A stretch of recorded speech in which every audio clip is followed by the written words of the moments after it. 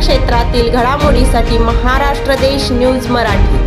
पालकमंत्रीपदी राज्याचे ग्रामविकास मंत्री जयकुमार गोरे यांची निवड झाल्याबद्दल तसेच जत विधानसभा मतदारसंघातून भाजपचे आमदार गोपीचंद पडळकर व फलटण विधानसभा मतदारसंघातून सचिन पाटील हे विजयी झाल्याबद्दल रविवार दिनांक 13 एप्रिल रोजी माळशिरस येथे माजी नगराध्यक्ष आप्पासाहेब देशमुख यांच्या संकल्पनेतून तसेच माळशिरस तालुक्याच्या वतीने भव्य सत्कार सोहळ्याचे आयोजन करण्यात आले होते।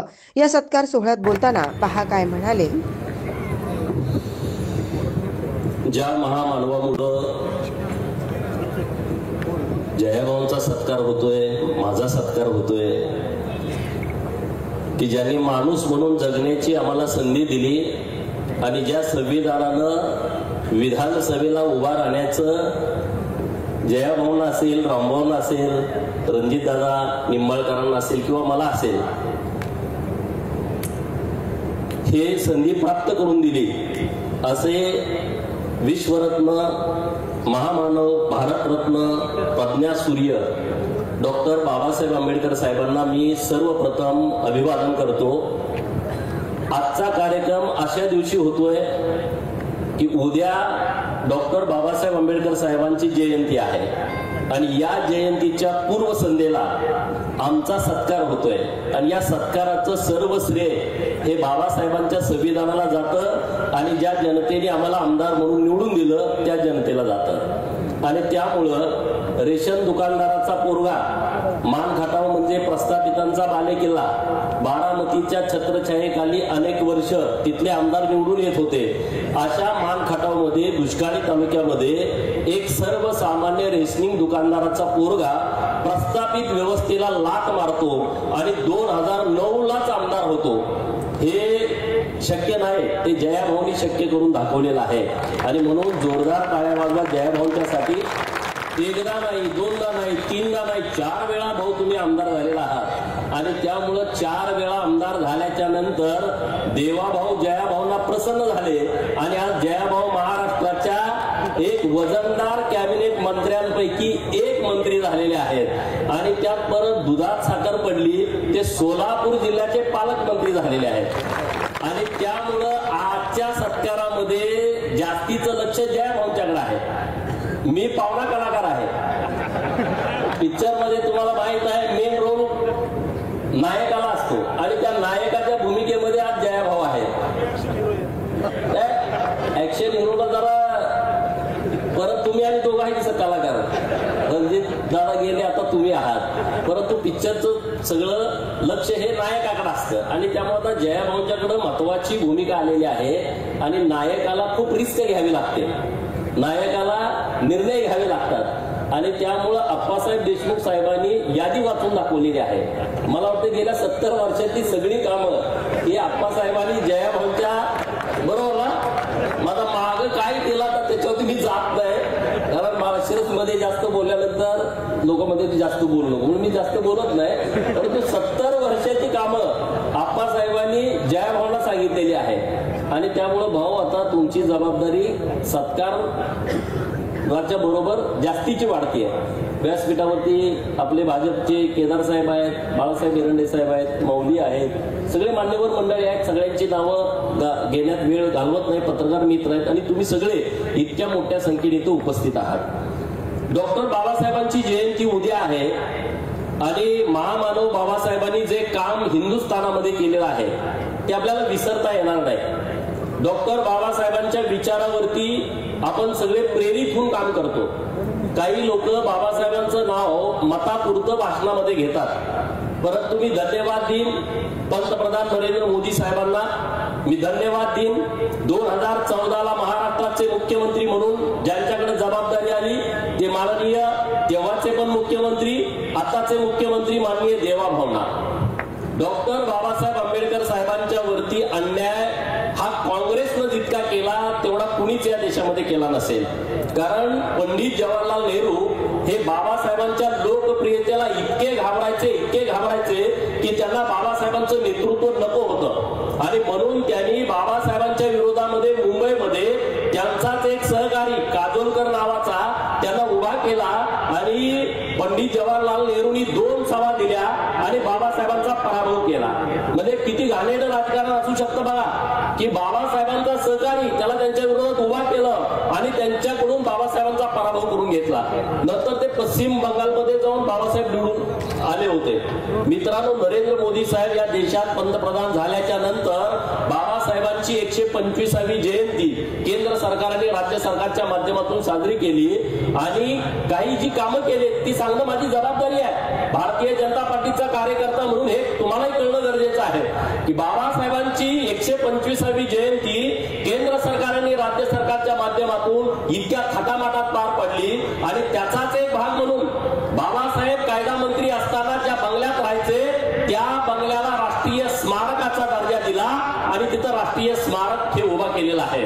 हे अगोदर कोणाच्या डोक्यात पण आलं नाही. लंडनमध्ये ज्या घरामध्ये डॉक्टर बाबासाहेब राहायला होते, शिकायला गेल्यानंतर माननीय राज्याचे तत्कालीन मुख्यमंत्री देवाभाऊनी 38 कोटी रुपयाला लंडन मधलं घर खरेदी केलं आणि लंडन मध्ये बाबासाहेबांचं स्मारक करण्याचं काम हे देवाभाऊच्या नेतृत्वामध्ये झालं.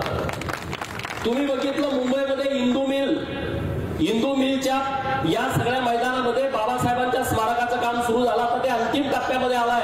हेही काम माननीय देवाभाऊच्या नेतृत्वामध्ये झालं. अंबडवे नावाचं जे कोकणामधलं गाव आहे, जे बाबासाहेबांचं मूळ गाव आहे, त्या अख्ख्या गावाला राष्ट्रीय स्मारकाचा दर्जा दिला आणि तिथं डॉक्टर बाबासाहेब आंबेडकरांचं राष्ट्रीय स्मारक केलंय.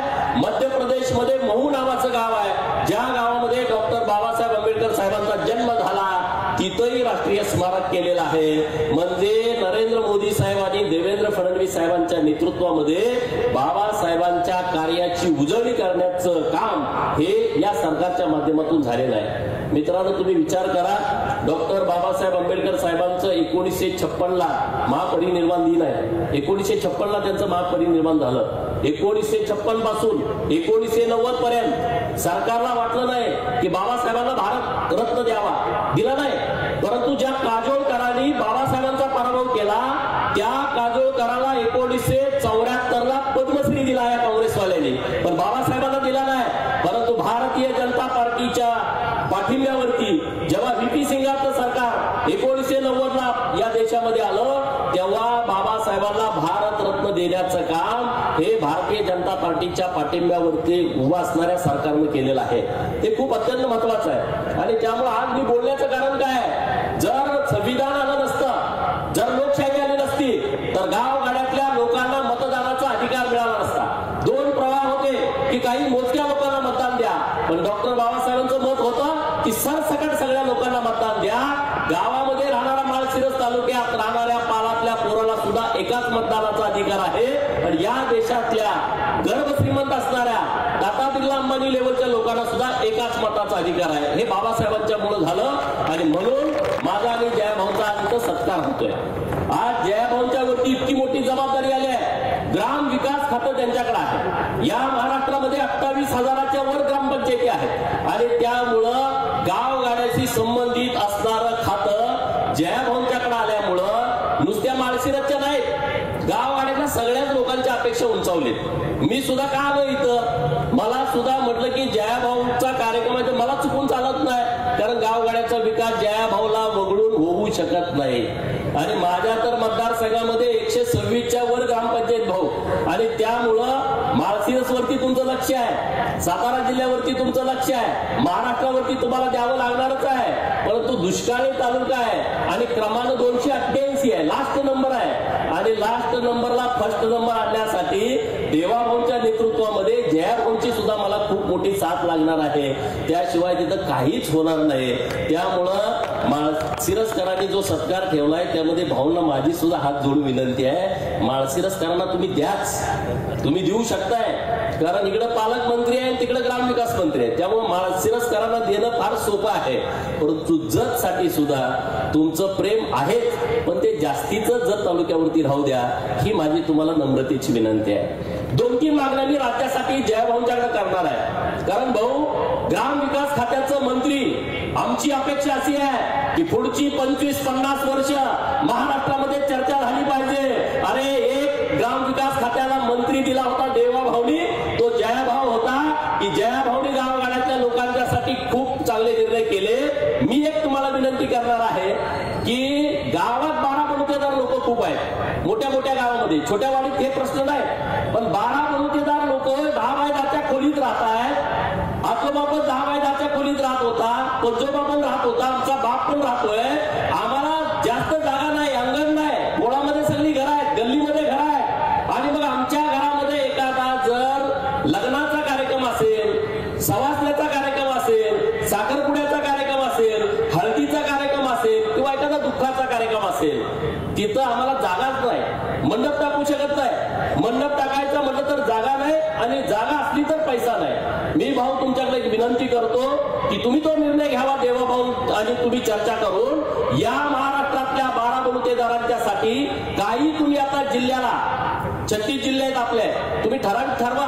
प्रायोगिक तत्वावरती पहिल्यांदा मंगल कार्यालय सरकारच्या माध्यमातून चालू करा की जिथे गरीबाची लग्न 5,000 रुपये मध्ये होतील ते तुम्ही करू शकता. आणि ते ग्रामपंचायतीला चालवायला द्या. जे गरीब लोक आहेत त्यांना 5,000, मोठी सावकार लोक बाळासाहेब एरंडे साहेबांसारखी असतील तर त्यांना 50,000 ठेवा, 70,000 ठेवा, 1,00,000 ठेवा. ते सगळं चालेल. ग्रामपंचायत पण सक्षम होईल आणि गावगाड्यातल्या लोकांचं पण काम होईल. ते तुम्ही करू शकता. आणि ही माझी तुम्हाला कळकळीची विनंती आहे. दुसरी एक विनंती आहे, कोकणामध्ये धनगरवाडे खूप आहेत. रत्नागिरी, रायगड आणि सिंधुदुर्ग, सातारा जिल्ह्यामध्ये पाटण, वाई आणि खंडाळा आणि जावळी, आणि कोल्हापूर जिल्ह्यातल्या सगळ्या तालुक्यात धनगरवाडे आहेत. आणि भाऊ आता तुम्ही निर्णय घेऊ शकता, तुमच्या हातामध्ये आहे. 500 लोकसंख्येमध्ये त्यांना विशेष बाब म्हणून ग्रामपंचायत स्थापन करण्याचा जर एक क्रांतिकारी निर्णय केला तुम्ही, तर हे जे विस्कळीत लोक आहेत, विस्थापित लोक आहेत, त्या लोकांना काहीतरी ग्रामपंचायतच्या माध्यमातून चांगलं स्थान मिळू शकतं. आणि हे निर्णय घेण्याचं तुमच्या हातामध्ये आहे. मागं आपलं सरकार असताना धनगरवाड्यांना जोडणारे, बंजारा तांड्यांना जोडणारे आणि आदिवासी पाड्यांना जोडणारे रस्ते सरकारनं घोषित केले. आदिवासी पाड्यांना जोडण्यासाठी बिरसा मुंडा रस्ते जोड योजना, बंजारा तांड्यांना जोडण्यासाठी संत सेवालाल महाराज रस्ते जोड योजना आणि धनगरवाड्या रस्त्यांना जोडण्यासाठी महाराजा यशवंतराव होळकर रस्ते जोड योजना. खूप चांगली योजना जाहीर केलेली आहे, परंतु त्याला बजेट दिलेलं नाही. भविष्यामध्ये तुम्हाला त्या विषयावरती जर काही काम करता आलं तर नक्की ही सगळी गावं हे शहराशी जोडली जातील, वाड्या वस्त्या गावाशी जोडल्या जातील आणि तिथल्या लोकांना चांगल्या सुविधा मिळू शकतील. असं एक काम आपण केलं तर एक खूप चांगला लोकांमध्ये पण संदेश जाईल, अशी माझी तुमच्याकडे विनंती आहे. जयाभाऊ हा खमक्या माणूस आहे, हे सोपं काम नाही. पश्चिम महाराष्ट्रामध्ये तेव्हाचे राष्ट्रवादी काँग्रेसच्या बाले किल्ल्यांना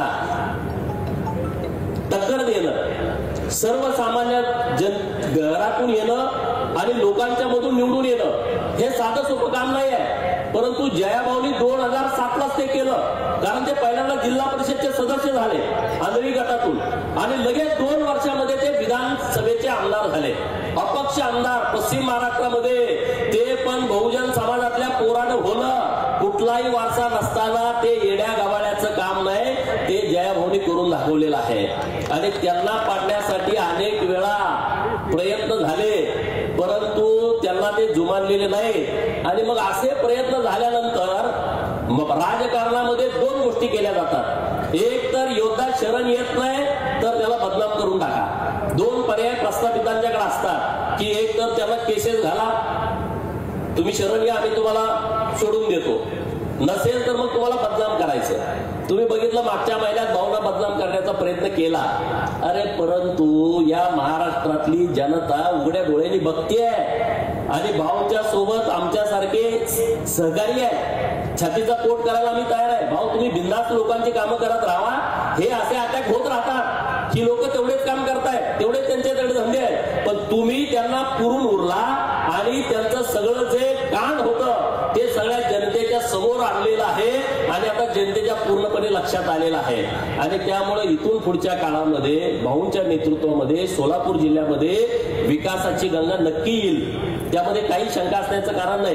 कारण निर्णय क्षमता प्रचंड असणारं हे व्यक्तिमत्व आहे, हे नेतृत्व आहे आणि तळात आलेला नेता आहे. डायरेक्ट एखादा नेताला लगेच प्रश्न कळत नाही, ग्रामपंचायतीचं कळत नाही, गावगाड्यातलं कळत नाही, जिल्हा परिषद परिषदचे सदस्य म्हणून त्यांनी काम केल्यामुळं गावातल्या सगळ्या प्रश्नांची त्यांना जाण आहे आणि मला वाटतं कदाचित त्यामुळेच ग्रामविकास खातं देवाभाऊनी जयाभाऊंच्याकडे दिलं असेल की हो गडी गावातनं आलेला आहे, जिल्हा परिषद मधून आलेला आहे, सरपंचाला काय पाहिजे, ग्रामसेवकाला काय पाहिजे, तिथल्या क्लर्कला काय पाहिजे, ग्रामपंचायतीच्या शिपायाला काय पाहिजे, ह्याचे सगळे बारकावे जयाभाऊंच्याकडे आहे. अंगणवाडी ताईचा काय प्रश्न आहे, मदतनीस ताईचा काय प्रश्न आहे, गावातल्या शिक्षकाचा काय प्रश्न आहे, की एवढं मोठं खातं आहे जयाभाऊने एवढं सगळं सांभाळायचं आहे, हे सोपं आहे. आणि त्यामुळे एका तरुण तरफदार युवा नेत्याकडे ग्राम विकास खातं आलंय, इतकं वजनदार खातं आलेलं आहे आणि त्यामुळे गावाकडच्या लोकांचं तुमच्याकडे लक्ष लागलेलं आहे.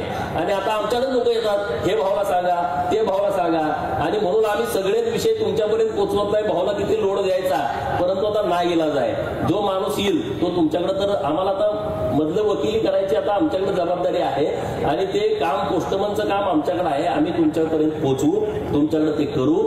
आप्पासाहेब देशमुख साहेब हे अत्यंत प्रतिकूल परिस्थितीमध्ये इथं काम करतायत. रामभाऊंना विधानसभेला थोडक्या मतामध्ये निसटता त्यांचा पराभव झाला, लोकसभेला त्यांचा थोडक्या मतामध्ये पराभव झाला, परंतु आता ज्या ताकदीनं, ज्या क्षमतेनं ते माळशिरस तालुक्यामध्ये काम करतायत, आता ह्याची संपूर्ण जबाबदारी ही माननीय जयाभाऊंच्याकडे आलेली आहे, रणजितदादा नाईक निंबाळकरांच्याकडे आलेली आहे. आणि त्यामुळं नक्की माळशिरस तालुक्यामध्ये सुद्धा खूप ताकदीनं भारतीय जनता पार्टी आणि मित्र पक्ष व्यवस्थितपणे काम करतील. माझाही सत्कार तुम्ही केला, या निमित्तानं जतच्या जनतेला मी मनापासून धन्यवाद देतो, कारण माझा सत्कार करण्याची पहिल्यांदाच संधी जतच्या लोकांनी मिळवून दिलेली आहे. नाहीतर तुम्हाला माहित आहे मी किती वेळा निवडणुका लढलोय. मी 2009 लढलोय, 2014 लढलोय, 2019 ची लोकसभा लढलोय, 2019 ची विधानसभा लढलोय, आता 2024 ची विधानसभा मला लोकांनी निवडून दिलं आणि त्या जनतेच्या मुळे मला आता संधी मिळते सन्मान करून घेण्याची.